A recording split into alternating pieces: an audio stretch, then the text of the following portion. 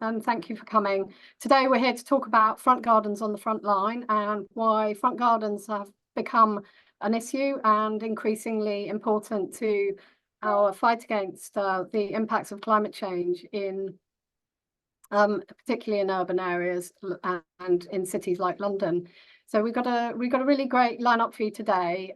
People talking about what are the problems, what are the scale of the problems, and indeed what you as a householder or an individual or indeed as a community can do. So we've got some really positive stuff that's going on out there, lots of things for you to be able to do and try. And then ultimately at the end, I'm going to talk a bit about the campaigning work we're doing around front gardens. So just really quickly want to take you through a few pictures. I've been trying to keep everything nice and picture focused. So here we have two front gardens right next to each other. One is obviously full of life and flowers and fantastic for birds and bees and habitat. And one is extremely tidy, but not really doing anything for the environment. It's also causing water runoff into the sewers, which is one of the big problems caused by paving of front gardens. The other important impact, of course, is heat. So on the garden on the right, you will be experiencing a much hotter space than the garden on the left. So I just wanted to stress that a lot of paved gardens are not really particularly tidy. They just kind of historically somebody's paved them and then nobody's really bothered to do anything about it. Often a building might be flats or converted house, and so it's just a kind of space doing nothing really, and it is paved. It's not really even being used for parking. That's just you know how it is. So here are some images. Some are not paved, but could be doing more. So there are lots of gardens where you know they've just been left really. Nobody's bothering to look after them or do anything with them. So that's another kind of example of where front gardens could be doing more, even though they're not paved at the moment. This is another example of where it's kind of semi-paved but not looked after. And finally, of course, the problem of front garden parking. And this is a street. This is the same street, two pictures of the same street. One, obviously, when it was built originally, with lovely hedges and trees and front gardens, and one now which is almost exclusively front garden parking. And so, of course, that has driven much of what has led to the paving over of front gardens. And we will come back to that issue, but I did want to stress that it's not all about front garden parking.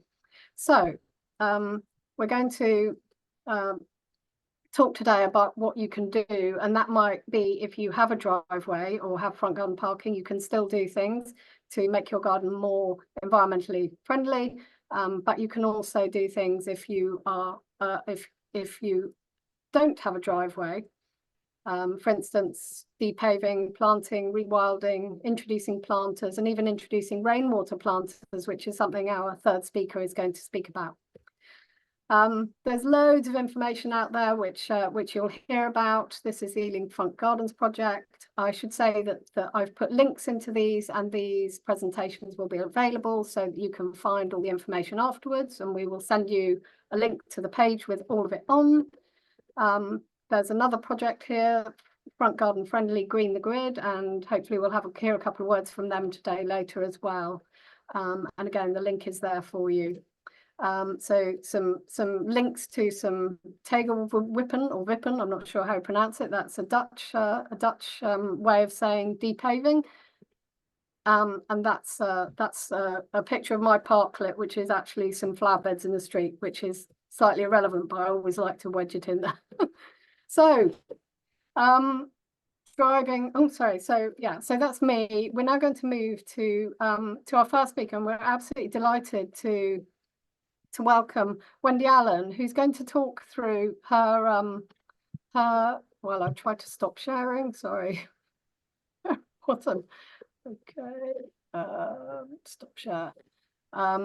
So Wendy is going to talk us through her journey from becoming interested in front gardens to creating an award-winning front garden.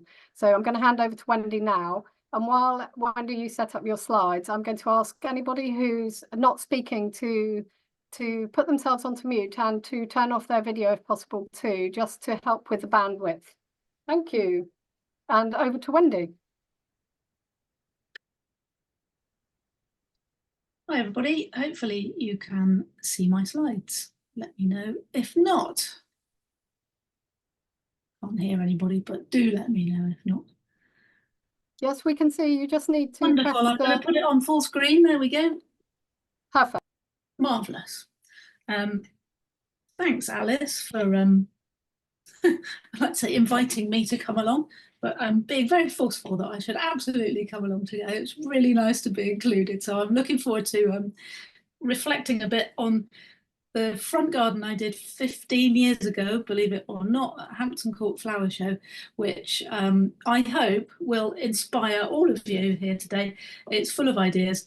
I'm going to use it like a little bit of a story about how I did that, what front gardens I did then, moving out to Wiltshire and getting very much involved in rainwater out here as well, and how it all started really with forming a front garden full of ideas at Hampton Court in 2009.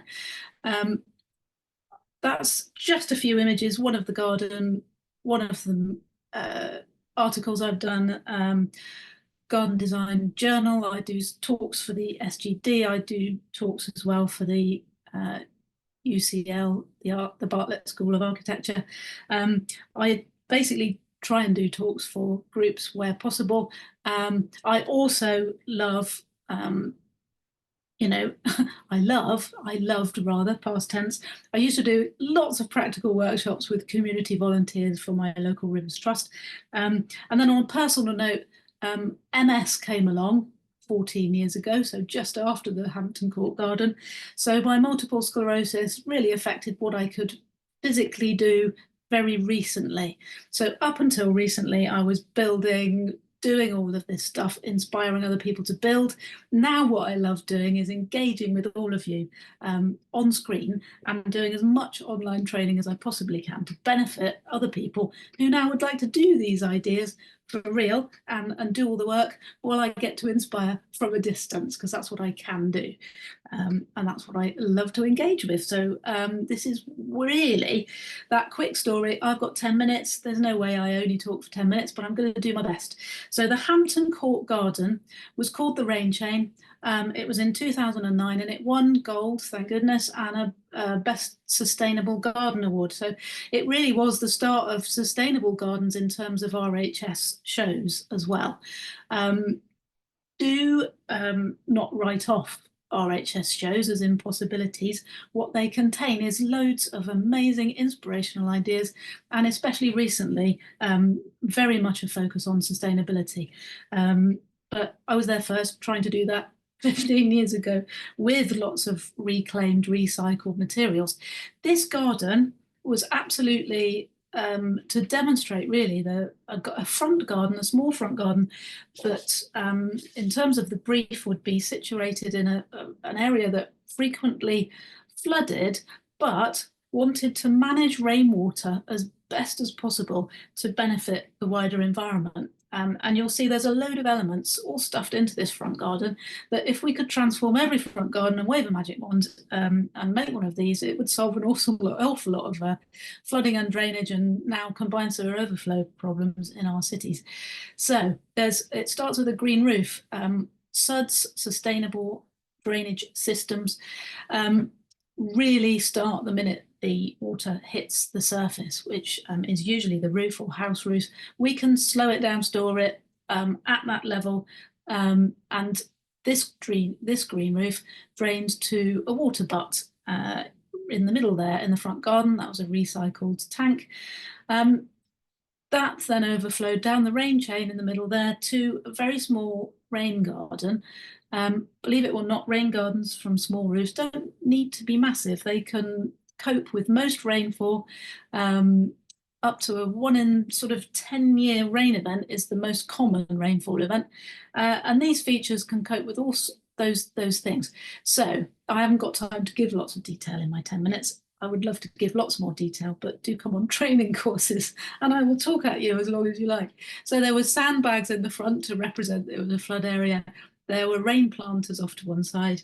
The infiltration rain garden, because it infiltrates water, should be 3 meters away from the property. So it is possible to have one in a small front garden, but it's easily confused with well, anybody will say that, oh, no, soakaways need to be 5 meters away from the building. But a rain garden, a surface rain garden like this, is not a soakaway. It's not a point infiltration underground. It's surface infiltration. So it can be 3 meters from the house. There's lots more guidance on that, but it's something to investigate for your own front garden projects. So the rain chain inspiration, rain chains are great instead of downpipes. They work by surface tension, so the water clings to them, it guides it downwards. Yes, they splash a bit, so you need to work out what you're going to put underneath the rain chain, but all these things are possible. So this makes me laugh, this slide, all the time. Look what electric cars looked like in 2009. I think that's brilliant. They've certainly come on a long way in the last 15 years, but they're still electric cars. They still need plugging in, and as I'm sure Alice will touch on, we've still got all the issues, especially in cities now, with that, which simply didn't exist in 2015. But we were thinking about it. I was thinking about it then. So that surface mulch is non-interlocking pebbles. If you source them carefully and responsibly, they're a great surface mulch because they let the water pass through. So it's a permeable surface, and then a Accoya driveway tracks edged in reclaimed. It was actually reclaimed railway lines edging those. Few pictures of rain chains. If you've not come across them, go and search online and get inspired and think, how could I use these in my rainwater projects to draw attention to the fact I'm doing something different with rainwater. It did get a gold, Best Sustainable Garden. Can't say that often enough. And I've put the little picture of the gnome in there just to remind me and you that unexpected things do sometimes happen. It was immediately after that garden that I was diagnosed with multiple sclerosis, and several other life events happened to kind of get in the way. So if anyone says, but why didn't you at that point go and inspire people with all these things you've done, because that was a brilliant solution, yeah, like I say, life gets in the way, but we all do the best we can. But all these ideas are still really usable and valuable today. So the next few little front gardens I did in London were smaller scale, full of plants, absolutely full of plants, using things like this recycled brick mulch, which is permeable, lets the rainwater pass through, slows it down, stops it going into the surface drains, stops it ending up in our rivers, and stops it overwhelming sewer systems. Infiltrate as much as possible where possible, and use as many plants as possible given the requirements of the homeowner and client about surfaces. This was a garden for the couple's children in this house. They wanted people to see that they wanted play in the front garden, which I think is brilliant. Why not play in the front garden? So you may say, oh, they wouldn't use that, you know, that's not going to work as a front garden. But 4 years later, they emailed me again and said, we absolutely love it. Please, will you do our back garden as well? So these ideas are inspirational.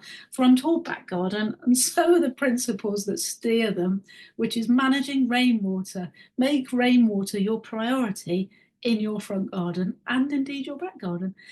Front gardens are always, not always that shape, that sort of level, you know, rectangular shape. Sometimes they look like this, these awkward little triangle bits, and you think, well, how can I get a permeable path to the front door and planting?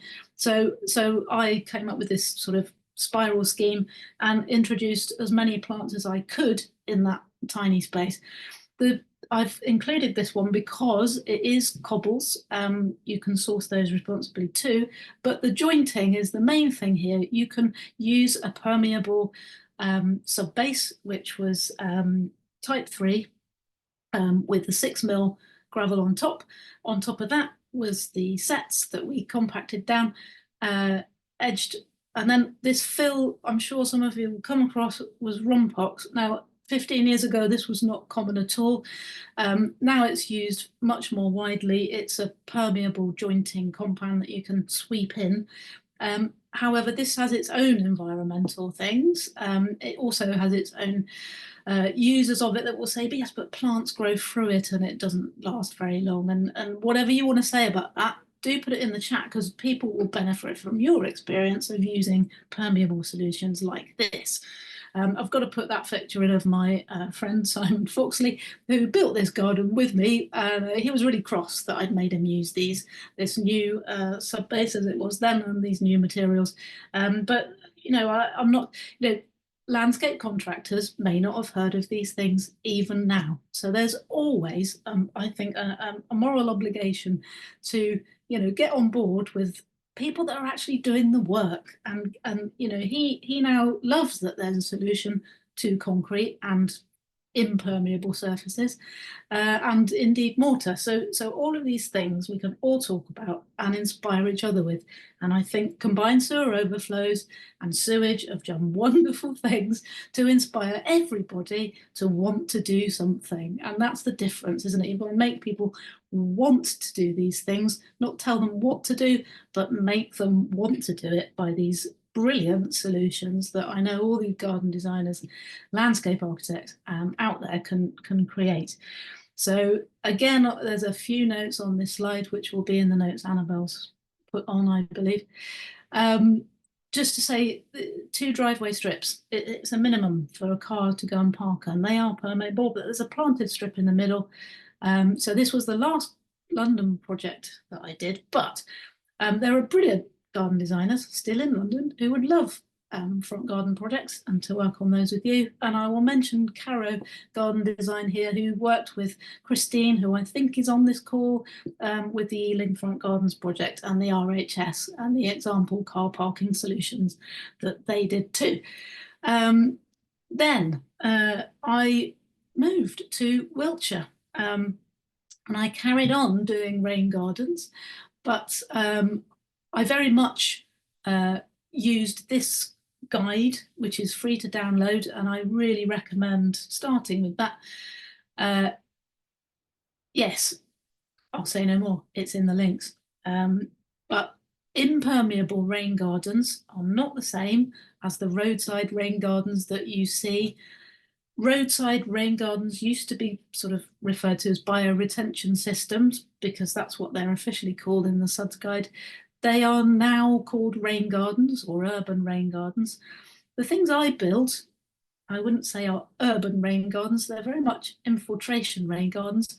They're a scoop in the soil that lets water collect and then soak in and rejoin the aquifers. And the way you start with these is to do a test pit. These test pits are simply a hole dug with a spade in the ground, filled with water, and you time how long the water takes to soak away. And that gives you an infiltration rate. And it's a brilliant skill. When I moved out to Wiltshire, I started doing a lot of gardens at schools with my local Rivers Trust. And you can engage the stakeholders here to do simple things like this. It doesn't have to be difficult to start working out, is a rain garden viable in my front garden? So I mentioned my local Rivers Trust, which is Action for the River Kennet. If you haven't already, please make links with your local Rivers Trust. They are an amazing army of people that have an amazing army of volunteers who are passionate about rivers and what they can do to help them. As a professional, design professional, you know, I trained in garden design whenever it was 20 years ago. So the skills designers and landscape architects can bring to a Rivers Trust and to their projects mean that the projects are as aesthetic as possible. If they're aesthetic and they're thought through, they're biodiverse. If the materials are sourced carefully, they're benefiting all the pillars of SUDS that we need to think about. Gardens and play space was very much happening in that period with Action for the River Kennet. Their projects were funded. So I get paid to design these amazing fun schemes. And for me, that was where I discovered that suds can actually be fun. You can have a really great time coming up with creative ideas of sud solutions in your front gardens or gardens or wherever, community spaces. So absolutely, I love inspiring people with these ideas and to think through the rainwater, think through the calculations, but also go, actually, the aesthetics are really important. If you appeal to people, people will Wendy, like to do these. Am I 10 minutes? well, you're on 15, so Oh my if we could gosh. wind it up, that would I'm be so great. sorry. I knew No, that would it's happen. all I'm trying to good. be really It's fast as well. it's all Here's the good. nice pictures. If everyone's happy to look at the nice pictures, I'm speeding them up. A school, a rain garden, plants, lovely. After planting and 3 months later, that's the smallest rain garden I've ever done. That's one of the largest. That could be in a front garden, no trouble. This is what I'm most known for, is these blue bendy downpipes going into rain planters. This is why I do this. It's the car park at St Ives in a cloudburst rain event and what the steps look like after that. This is the water we're now dealing with as the climate warms. So this is why sewer systems are overwhelmed. All these little steps that we can do to slow it down, store it and use it on the way are absolutely essential. And I think now people are on a water meter, I believe, in London, front gardens particularly. There's a reason for people to start saving water in water butts, to use this for watering where possible, not only because the water deficit in the country by 2040 is going to be a lot. You can have a look at SciWEM's webinars on this subject. Really good information there about the emerging sort of engaging water smart communities to be aware of this and to do something about it, as well as save money on their water bills. Quick little sum, this will be in the notes. You can look at your roof area, calculate your runoff, down your downpipe and size a rain planter effectively. These are the sort of rain planters I most enjoy building most recently because they include habitat in the form of reclaimed natural materials around the edges. So habitat is very important. Biodiversity is important. We can consider biodiversity in those small spaces too. This was heath habitats for Swansea Community Farm. Great plant suppliers, responsible plant suppliers, think about the wider environment, reflect that wider habitat in your designs. And please come on a training course where I'm allowed to talk at you for hours and hours and hours without stopping. Very much, everybody. See you in a training course soon. Cheers. Well, thank you so much, Wendy. That was a really amazing effort at getting a gigantic amount of information into a very short space of time. And I just think, it's really very kind of you to share all that with you, particularly as we know that it's, this is how you make your living. So, yeah, please. So we do encourage people to go and look at Wendy's website and her slides and join her webinars if they feel that is useful.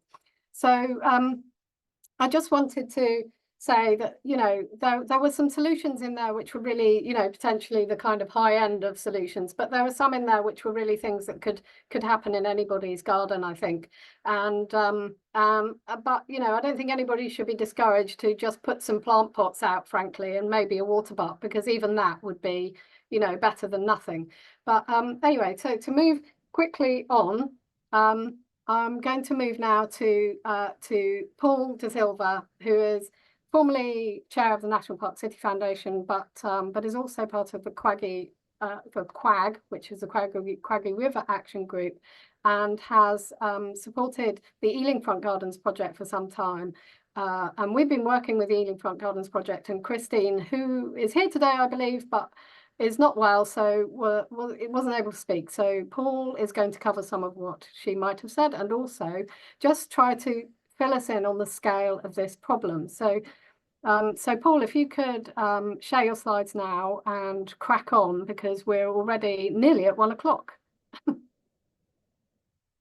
Yeah, thanks so much. And thanks, Wendy. Lots of good stuff. This is about identifying the problem, but also the solutions, isn't it? So I'm Paul De Silva. I'm doing this wearing two hats: National Park City, London National Park City Front Gardens project, which has been working with Christine Eberl with the Ealing work, which has been going on for a very, very long time, very rich knowledge, and trying to push that along. And also the Quangy Waterways Action Group, which has been working on the rising problem of land being lost and that kind of building up problems really without really being noticed and no one taking responsibility. So we have a problem of this is a common view in our streets with car dominance, of course, lots of hard paving, considerable amounts of scope for space to be covered over and lost to nature.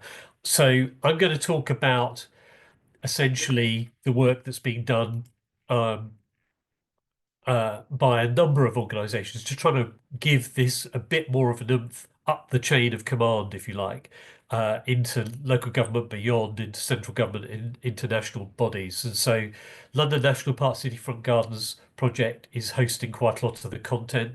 So that's a good place to go. And also the work that I've been doing with Quangy Waterways Action Group, where we had Christine speak at a meeting in May. And since then, things have really started taking off in terms of taking this debate, and I'll come back to that in a minute. But I've been asked really to talk about the loss, the effects on wildlife, nature, biodiversity, whatever you want to call it. So we've been raising this in Southeast London as we've spotted this kind of slew of spaces being lost and it having this consequential effect. So the effect on nature is it sounds obvious when you talk about it, but we see Humble Front Gardens, our nearest green space, if we're fortunate to have a front garden, and if we don't, then we probably live in streets or past them where people do. But plants, hedges removed, or certainly pushed to the edges and reduced in scope. Lots of soil skimmed off, usually carted off to a landfill site in a skip, a rich resource lost, and essentially what was a garden covered with layers of different hardcore and then concrete, sometimes it can be reinforced, and paving blocks on top. So that becomes a neutral space rather than a living space. And so that's a direct effect. That habitat is changed almost well, entirely. You have an altered landscape. So it's immediately less diverse for wildlife. Creatures, birds probably come to mind most when people think about wildlife close to their homes, needing food sources across the seasons, bees, other insects, pollinators. There is suddenly none of that. So again, some of this sounds fairly obvious, but if you don't have soil, then you don't have worms, then you don't have food. Less nesting materials throughout the seasons, particularly for birds, but for other creatures, and certainly for shelters for wildlife to escape from predators. And it goes without saying, but sometimes we have to remind ourselves that wildlife doesn't like bland. It doesn't like uniformity. It likes stuff that looks perhaps a bit messy to the people who shove design programs on television or write these kind of living lifestyle magazines. So it also turns up the heat. Again, fairly obvious, but formerly friendly spaces which provided shade and shelter then absorb more heat and they let it out. And that adds to what in urban areas is increasingly called the urban heat island effect. And it also leads to localized hotspots. And that's bad for human health, though. There's a human link here as well. The health profession now increasingly seeing people suffering with health effects at about 24 to 25 degrees C. So when people talk about, I just want it to be hot and 30 degrees all the time, well, careful what you wish for. But the effects on wildlife can be pretty severe as well. Some species just can't cope with that heat. They're not used to it and they can't adapt quickly enough. And so we have spaces that are increasingly no longer for nature. Nature's essentially been exiled, and the space is now reserved for vehicles and litter and weeds. Because although the sales pattern very often people trying to get you to convert your front garden space if you have one, is that it's all very efficient and clean and space and neat and tidy, and you won't have a problem. Well, there are lots of examples on almost every street that show that that's not the case. And so we now move into the realm of instant loss, then leading to knock-on effects. So um, more will be said of this, and Wendy's referred to it, but harder rainfall, we're seeing those kind of patterns of of kind of weather conditions piling more pressure on the drainage system, so in our streets and in our areas. That tends to wash off more litter and debris and microplastics from litter from takeaway containers, which tend to be the most obvious litter that's dumped in streets, sweet wrappers, crisp packets, but also debris from that causes other pollution, particularly of watercourses and soils, such as coming from vehicles, engine oil, brake dust, brake fluids, petrol, you name it. The harder that washes off and the easier it washes off hard surfaces, the quicker it gets into the sewerage system, which isn't good. And then you've got weed killer. So a lot of people you see treating their paved area to get rid of the weeds that have then infested, if you like, or infiltrated, because weeds are very successful. They want to grow. They find places to grow in cracks and crevices that you thought were uniform, but these places still tend to attract weeds. And so, again, contrary to the easy to maintain myth, this requires labour, and very often the labour saving device is the good old pesticide or herbicide, in this case, plant killer. And this has knock-on effects on the state of our already under pressure water systems, because it doesn't all just go down a drain and disappear somewhere. There's a lot of evidence that the surface water runoff in London is largely polluted because of runoff from roads with pesticides, but also previously mentioned oil, brake dust, engine fluids, that kind of thing. Then you've got the kind of I want one mentality, where this habit, neighbours look at what the neighbours have done, and they say, oh, they trade stories about it was easy to do. The guy did it in 24 hours. It only cost me this, and look how neat it is. And so you get this cumulative effect spreading down entire streets. This is a typical view. It's not uncommon. This is actually in Eltham, in Greenwich, in southeast London, and so you get this kind of cycle of cumulative effects of loss of habitat, heat, surface water runoff, use of herbicides, and this kind of creeping effect across entire streets. And then we tend to think of this being confined to just the property, but actually, here's an example of the public highway or the public paving being affected, not only broken, but also street trees being removed because it's not going to get in the way of someone parking their car. So, is there a best of both worlds? One of the things we're trying to push is actually, even if you are insistent on parking a vehicle on a garden, you can still retain the benefits of having a garden rather than all being lost, because the only design that's given to you by the contractor is the one they most want to do because it's easy. And so matrix paving can be accommodated. It's truly permeable. A lot of the surfaces are not truly permeable. They look as though they are, they're marketed as though they are, but they're not. There's a blog on the National Park City website from Christine that covers that. And you can also plant them up so that that keeps down the weed count, as it were. And then something we're also doing, wearing my Quaggy Waterways Action hat, we're talking to boroughs about how can we start getting more of a handle. Local authorities have very little power directly over this, but one of the things we're doing through the use of better mapping, and this is some mapping that's going to be published soon. So it's a bit of a preview in Lewisham, where they've recast all their street mapping as to where the spaces are and what's been lost and what exists. So they can pinpoint far more accurately where losses have taken place, and if they overlay with any data they've got on where the heat vulnerability or the flood vulnerability is.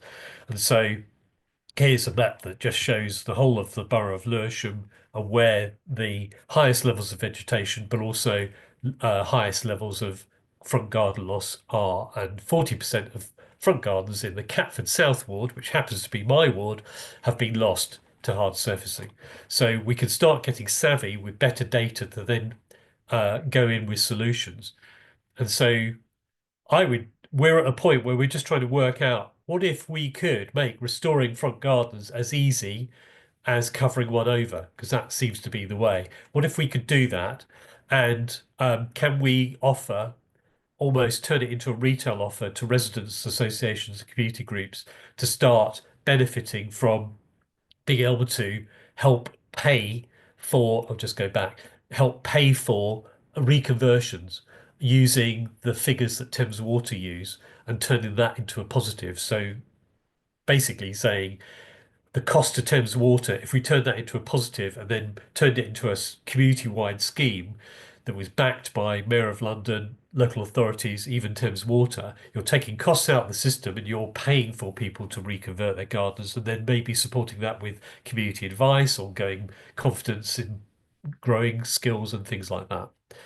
So that's a very quick run through the jungle of the effects, which are not just the immediate loss, but the knock-on consequences down the line and over time. But also, how can we turn this round and make it easy for people to start desiring something and playing their role in that? And I'll leave with a picture of the blue heart in Christine Eberall's front garden, which tells people passers-by that her garden is being managed specifically to look a bit messy, but that's because it's good for nature. Thank you.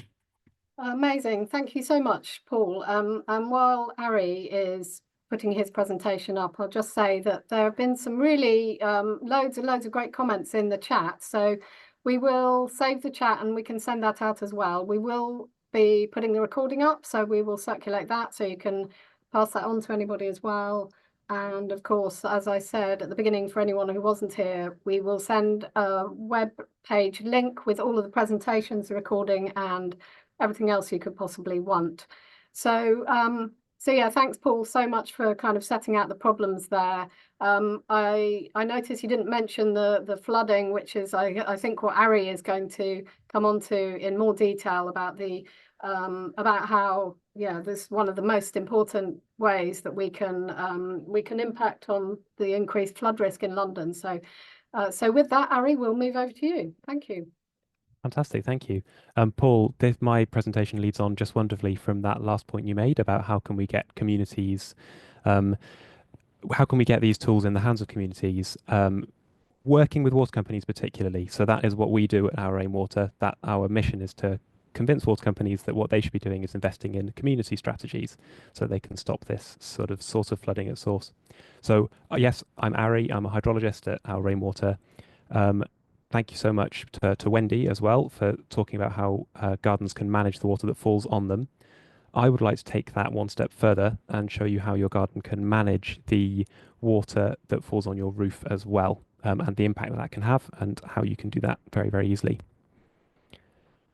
So we've touched on this already somewhat, but the need for rainwater management in London is really significant, and that's for two reasons. That's to mitigate flood risk and water demand. So flood risk can be of the streets, of the surface water flood risk. So we've got a photo here of an example of that. That's water that would end up on the street, and lots of gardens drain directly to the street or to a surface water drainage infrastructure. In London, unfortunately, we have a lot of combined drainage infrastructure. So the surface water and foul water end up in the same drain, which means that when those drains are overwhelmed, you get combined sewer overflow, as Paul mentioned, and you end up with all of those pollutants, both from the road surface, but also foul water from the toilet, from showers, ends up in rivers and streams and the sea, and has a really detrimental impact on biodiversity and the health of those ecosystems. We can also use rainwater management to reduce our water demand. We forget how valuable our fresh water is because it just comes out of the tap, but it takes a lot of energy to abstract that water, to clean it, to pump it to homes. So it has a massive carbon footprint. And should we really be using something with such a high carbon footprint to water our garden or wash our car? There's also the detrimental impact from a water demand perspective of abstraction of water from that, taking water out of aquifers, of surface water streams such as chalk streams, these really delicate environments. And we're running out of water in lots of communities in the southeast. So we also have a great opportunity to reduce our water demand. And of course, these things are going to get worse as a result of climate change. Climate change exacerbates these issues by giving us more extreme weather. We have much drier dry spells and heat waves, so water demand is impacted. And we have much more frequent heavy rainfall, so flood risk increases. We also in London have population growth. So I know that the estimate of London's population is that it will grow by 100,000 people per year until about 2030. And the impact that that has on the stress on these existing drainage assets is really significant. So there's a clear need for improving the way that we manage rainwater. This is a just an aerial photograph of a street in London. It looks like quite a normal street. No, actually, it's a better than average street, because look at all those front gardens that haven't been paved over. You can see that the amount of space here in the front garden is comparable, if not slightly less, than the amount of roof space. So even though these gardens are fantastic, permeable areas, there's all of this unmanaged impermeable roof space that we can do something about. These are some really old stats that I found from, I think, a 2018 publication. Paul, I would love to see the results of your mapping. It's really needed to look at this loss of biodiversity.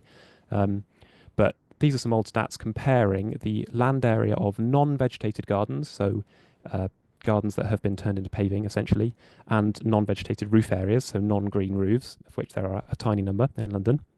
This is looking at Greater London, and you can see that there's a massive opportunity, 26,500 hectares of non-vegetated roofs, of impermeable roofs, that are waiting for us to do something better with the water that lands on them.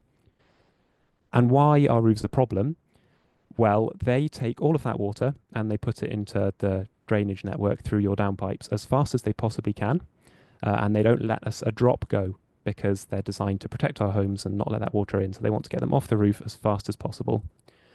If you compare that to what gardens do, gardens slow that flow of water. So it takes a long time to percolate through the soil. It takes a long time to drip off the leaves. So you've got that slowing effect, and you can see just the difference in the peak flow rate if you slow like this pink curve versus a really rapid letting that water into the drainage network.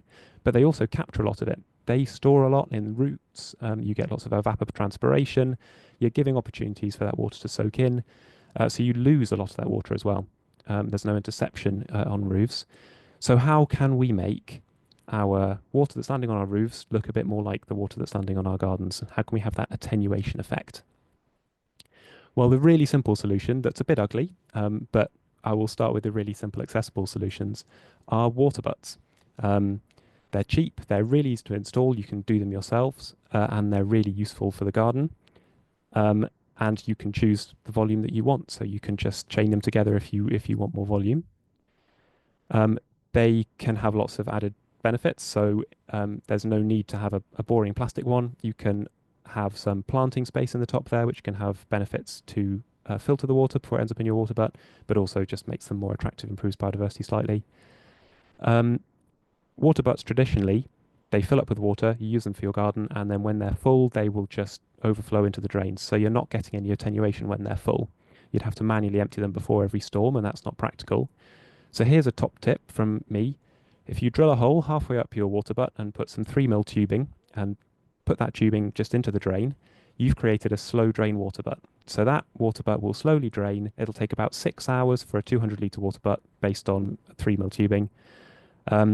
And if you drill it halfway up, your top 100 litres will slowly drain into the sewer network, attenuating that flow. And the bottom half will be used for storage, so you can still use it for your garden or for watering your car. If you don't want to sacrifice 100 litres of your water, put another water butt next to it and do it with that one. And then you're adding that attenuation capacity to the sewer system. Obviously, that's not a very attractive solution. So if you've got the space, you can do something like this. So this is a garden that we built with a Flood Re, the reinsurance company, and a garden designer for the Chelsea Flower Show.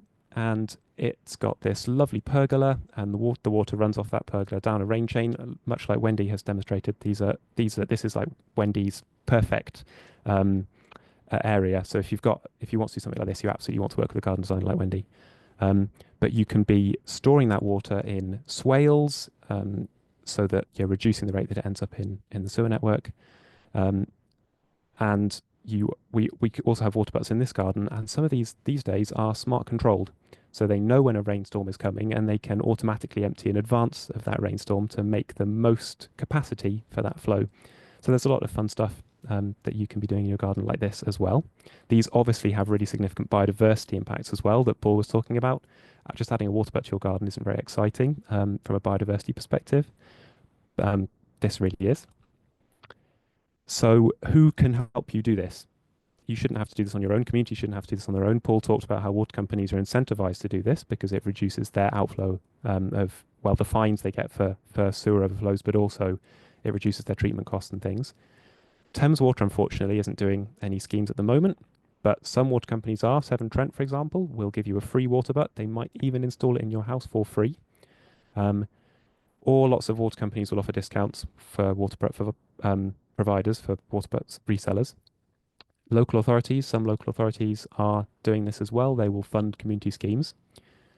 What we do as an organisation is we work with water companies, work with water local authorities, work with schools, and we sell them exactly what Paul has sold us. So we say, look what we could be doing. Look how much rainwater you could be removing from your surface water sewers if you got these streets installed with water butts. We do loads of hydraulic modelling, so we know exactly the right products to install. We know what householders want. We know about the biodiversity and aesthetic improvements. And if they've not got a scheme, we will lobby them for it. So if there's a scheme, you can sign up on our website and we'll enrol you in it. If there's not a scheme in your area, we will lobby your water company. And if we have 100 interested people in one street, then we can pretty much guarantee that your water company is going to be interested in that because it's a really easy win for them. Obviously, we don't charge householders for this. The water companies pay for this. And this is a photo of Lambeth where we've done a scheme. We've had schemes in Waltham Forest. So we have had successful schemes in London, really trying to get these suds planters, these slow drain water butts with biodiversity into people's gardens completely at zero cost to the householder. So if that's something that you would like to do in your home, I'd really encourage you to sign up and we will try and get a scheme in your area. So thank you very much. That's amazing. Thank you, Ari. That was a huge run through very quickly. I think Wendy's designs were taking roof rainwater, of course. So just to mention Yes. that. Yeah, absolutely. But yeah, I mean, hopefully that leaves people with a really kind of clear picture of why the rainwater attenuation or management side of things is an incredibly important part of what we're talking about today. I've got a couple more slides, I'm afraid, because I've got to just talk to you about the techie stuff really quickly about front garden parking, just because I don't want people to leave without understanding a bit about that. Many of you may already understand it. So Ari or John, if somebody could stop that share, then I can just get my slides back up really quickly. I'm going to try to do it super quickly so that we have a couple minutes left to hear from Green the Grid, who are in southwest London, and still got Ari's slides. I know he was having some technical problems, so I don't know if Ari, you'll have to leave. Sorry, I'm back. Oh, there we go. Great. Okay, so this is. Oh, sorry, I need to share that. Not on a moment. Share. It's a very exciting seminar. Thank you. So really quickly, I'm just going to go through the front garden parking side of things. So of course, one of the most important things from my point of view is I talk about parking a lot, and front garden parking is part of that. One of the things that front garden parking does is it blocks the use of the curbside space. So that's the space on the road, which can be used for other things. So I just really wanted to talk about that super quickly. So there we go. There's the picture again of the street with the loads of front gardens. What the problem I'm talking about is that all of those mean that the curbside on that road can't be used for anything else anymore. And that's another problem with front garden parking and paving. So, but just really quickly, this is hopefully the only slide I have with loads of words on it, but you may or may not know, front garden parking does not require planning permission. It's permitted development rights. It's possible for those rights to be retracted by the local authority, but it's very rare, although I spoke to somebody who's, I think, on the call today from the Gunnersbury Garden Estate, where they do have an Article 4 direction to stop the front garden parking. However, in order to be able to park in your front garden, you do have to apply for a crossover. This is sometimes known as a pavement crossover, a footway crossover, a driveway, or just a drop curb. You have to pay for it, you have to apply for it. It's a one-off fee, it's not an annual charge. Councils use crossover policies to control front garden parking conversions to an extent. They can use it to an extent, but they don't really, they're not able to just say no, unless they have really good reasons. So that was just a quick canter through, why it's so easy. I'm thinking of a whole new project here. Sorry, Joan, could you just turn your your microphone off? Thank you.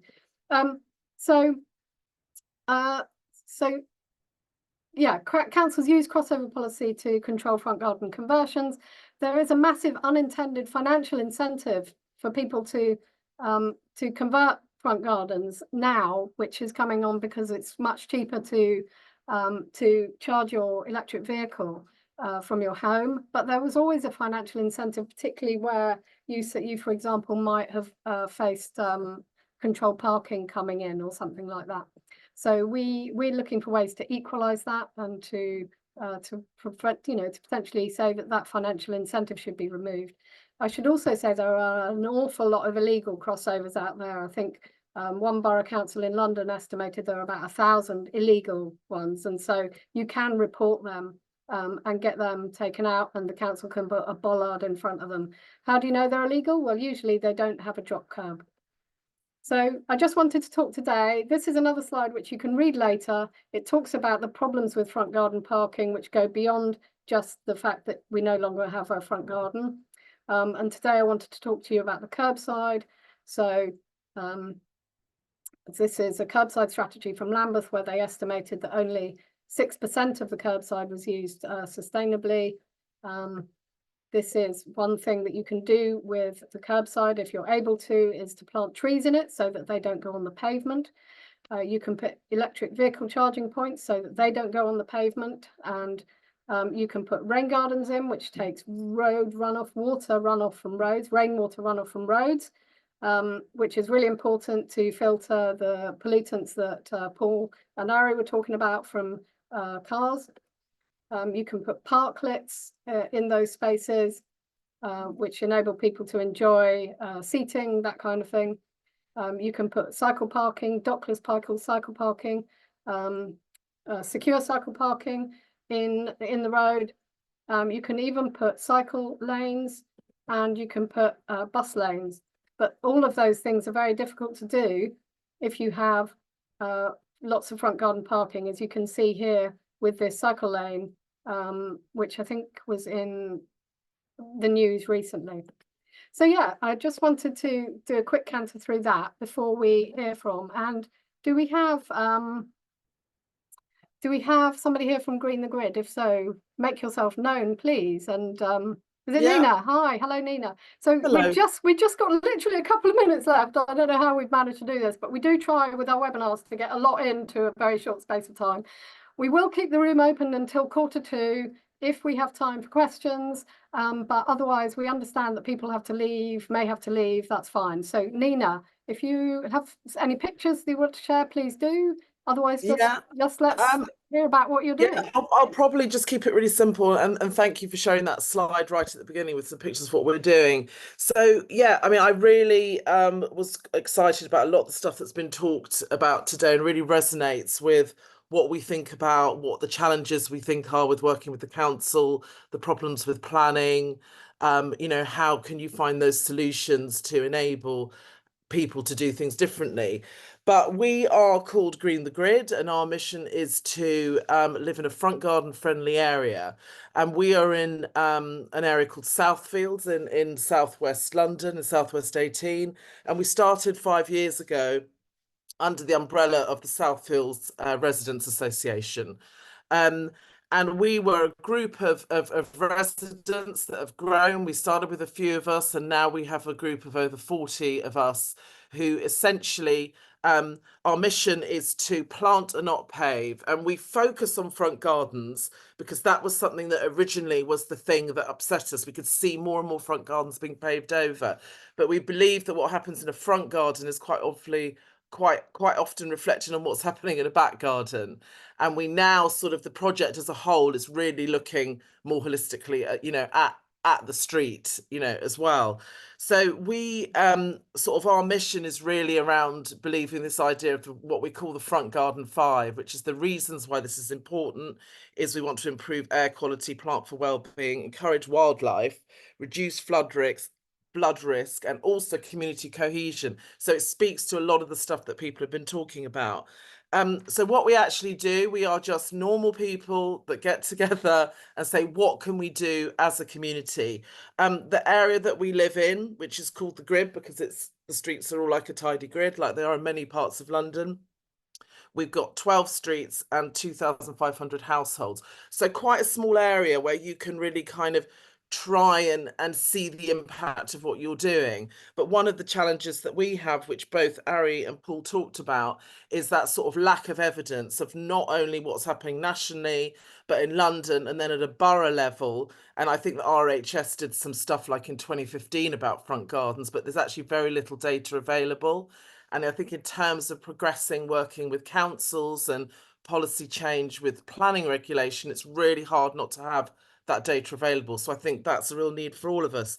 But essentially what we do is we have 2 or 3 events a year. We get together and we have community planting events. So we may partner with, if there's a Christmas fair or if there's a Mendit cafe, we sort of turn up at those events with plants, with bulbs, with seeds, with our volunteers, and people come in and they take plants and we chat to them, and we, as much as we can, are constantly trying to reinforce why this is important. Now, it's not without difficulties, because the reality that we're facing is that we did an audit when we started where we think about probably 35% of the gardens in our area were partially paved, about 20 fully paved, and about 40% were permeable, and only about 8% were fully planted. And what we've seen over time is that the entry point, which I kind of call the gateway drug, is people planting around tree bases. It's something that happens in communities a lot. It's a really gentle way to get people involved who have never been involved in gardening, to be able to then educate, raise awareness, talk about the issues, and then go, that's really good that your family did a lovely little tree base. By the way, we know that it's only touching the sides of what needs to be done, but then it encourages people to do stuff in their front garden, their back garden, community gardening, and so on. Getting the council to make sure there's enough street trees and all the other stuff we need to do. So we've found that, I think, just to conclude, I know we've got very little time, is that what we managed to do is probably mobilise, we think in our little area, about 300 to 400 residents during the last 5 years. What this has resulted in is probably about half of our tree bases are planted. And we think we've managed, and again, it's really hard to kind of like go, we promise this number is exactly accurate. We have managed to have 50 new front gardens that have been planted. But what we're starting to notice, for every front garden we get, someone else is paving it over. Because classically what happens in an area like this, someone is having some building work done and the builder's there and they go, oh, our paving in our front garden, or our front garden doesn't look very nice and we want a shed and we want this, and they pave it over. There are some existing things with planning that exists. I'm not sure if anyone's mentioned today the regulation around, if you're paving more than 5 square meters in your front garden, you need to have a runoff. That's something that doesn't happen. It's something that's not regulated. So that's something that does exist in planning. It's not even about permeable spaces. It's just if you have a very big area. We have also worked with Wandsworth Council, and we're encouraged that they are open-minded, but with a lot of councils, obviously, finances is a challenge. So I really love Paul's and Ari's really tangible solutions to stuff that you could do around, you know, working with the, you know, water boards and working with councils and finding sort of ways to put stuff into action that were kind of, you know, affordable and realistic. So I guess just to say that we are a small group, but what has been interesting about this project is that we've actually inspired other groups in other parts of London to do this. So as a result of what we've been doing here, Merton has created a project called Merton Garden Streets. Balham has created a project called Blooming Balham, and we get a lot of inquiries from people going, oh, we think what you're doing is really good, you know, can you tell us how we can get started? And what we always say is just get together with some people in your community, and just start with a small event. Just start with seeding this idea that planting is important. Plant, don't pave. And that's, I suppose, our kind of ultimate message is plant, don't pave. And that applies to every bit of paved space that we have in our communities, including the streets. So thank you very much. I'll stop there. I know we don't have much time. Amazing, thank you so much. I'm so glad we managed to wedge that in, Nina, because not least because I'm trying to get something going where I live in Hackney and I need to know this stuff. So so thank you so much for just telling us about that. And it's kind of, you know, it did occur to me that it feels, you know, if you just do your own garden, it feels good, but actually, you know, it's nice to feel part of something, isn't it, as well? So and then more people feel like motivated to do it. I think that's the thing why I really wanted to get you to say a couple of words, because we're all kind of scratching our heads about how to crack this, and I feel like probably that is one of the key answers, is getting people motivated to do something by feeling like they're part of something bigger.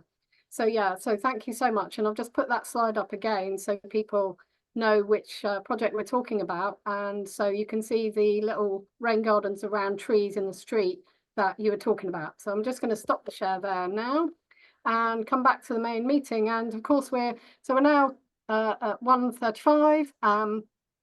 We should be closing down the meeting, but if anybody really would like to say anything now, please put your hand up and or just let me know somehow. I can't see any hands up right now, but if people have anything to say. Oh, Paul? I was just going to add that, Alice, I mean, it's been very good. It's very concentrated, and I think what this session has done is how an issue that's been relatively hidden for a long time is starting to surface.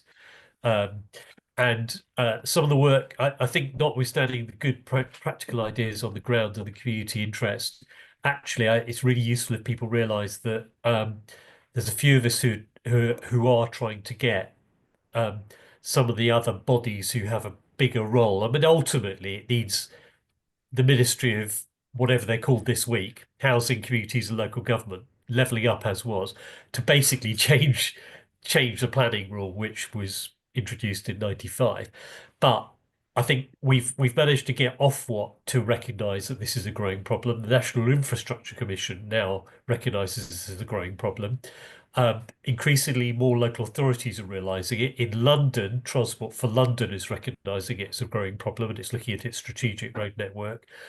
And the London Strategic Flood Group has now recognised this, although there's more to do. So actually, it's really useful. I think don't think that the individual projects are not part of a bigger ecosystem, because they are. Thanks. Absolutely, and yeah, we're certainly hoping to run some campaigning around the national issues and more powers for local authorities to control front garden parking in particular.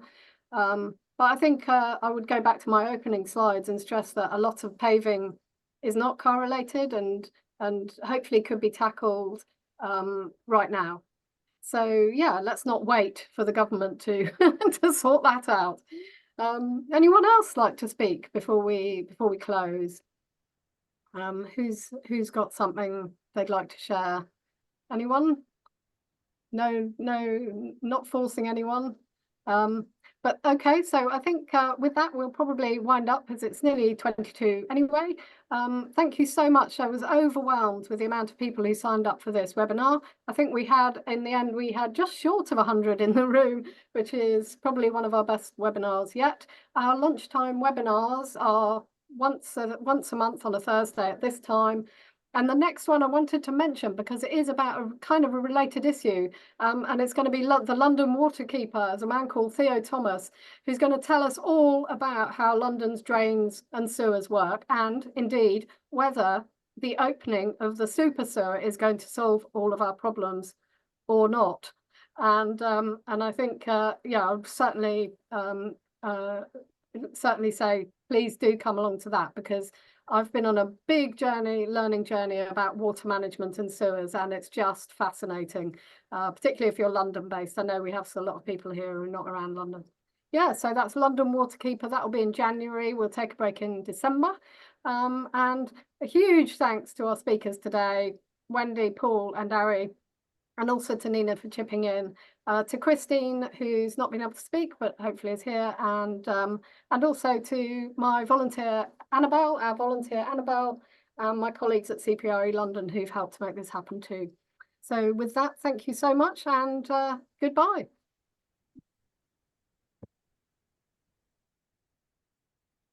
Bye, and thank you so much.